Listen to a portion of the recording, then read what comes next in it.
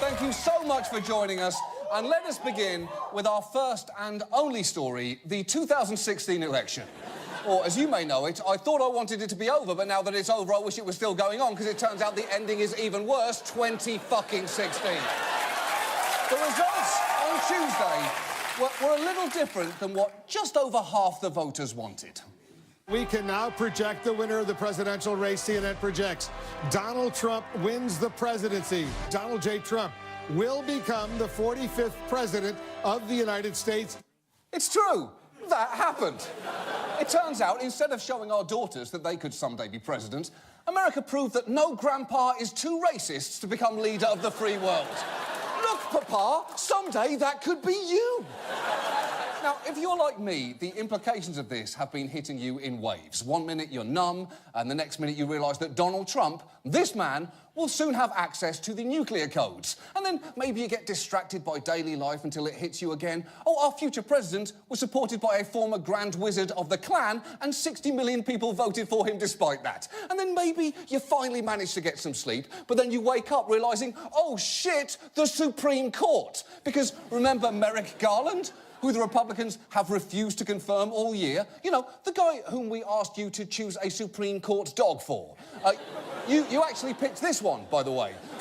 We never announced it because we figured that we would tell you when he was confirmed. Well, he's not getting confirmed, and that dog is dead now. No, actually, not really. She is fine, but she's not getting on the court. Donald Trump will fill that seat, and maybe more. Ruth Bader Ginsburg is in her 80s. Anthony Kennedy is over 80, and there are other justices who've bandied about the idea of retiring. Bottom line, Donald Trump is going to shape the Supreme Court for decades to come. Wow. That is one of those phrases you just assumed you would never have to hear. Like Vanilla Ice is picking up his Nobel Prize in physics. Or Henry Kissinger just came out with a line of skinny jeans. They go with everything. Now, it has been wave after wave of nausea all week. I woke up on Thursday feeling fractionally better, but then I turned on the TV and saw Trump in the Oval Office with President Obama.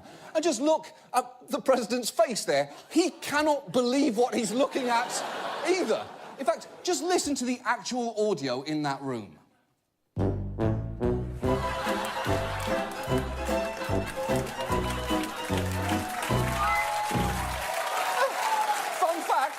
That is the new national anthem now. You see? We're laughing. We're having fun. And then you remember, Trump's going to be in charge of the military, and leaders there do not know what to expect.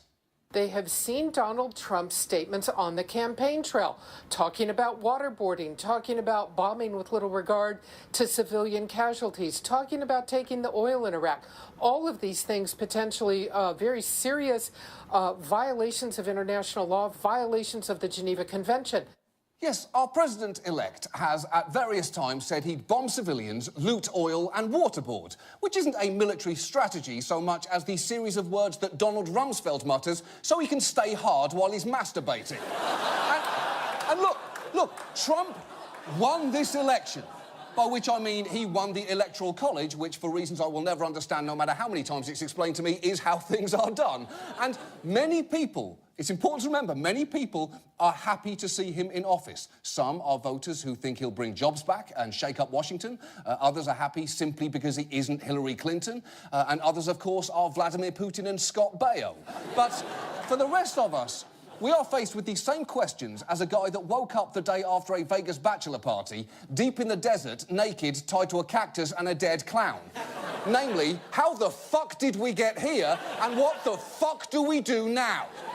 Because Donald Trump will be president, and respecting democracy means accepting that, although there is one sentiment that I would argue takes that a little too far. The man hasn't even been a president for a day yet, all right? Let's give him a chance to be the president. Give Donald Trump a chance. We now have to give him a chance and see how he's going to govern. The American people should give him a chance to govern, because if he succeeds, we succeed.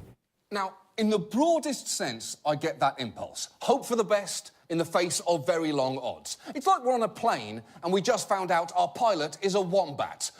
I don't like this, I don't understand how it happened, and I'm pretty sure we're headed for disaster, but what the hell? Come on, Batty, prove me wrong! And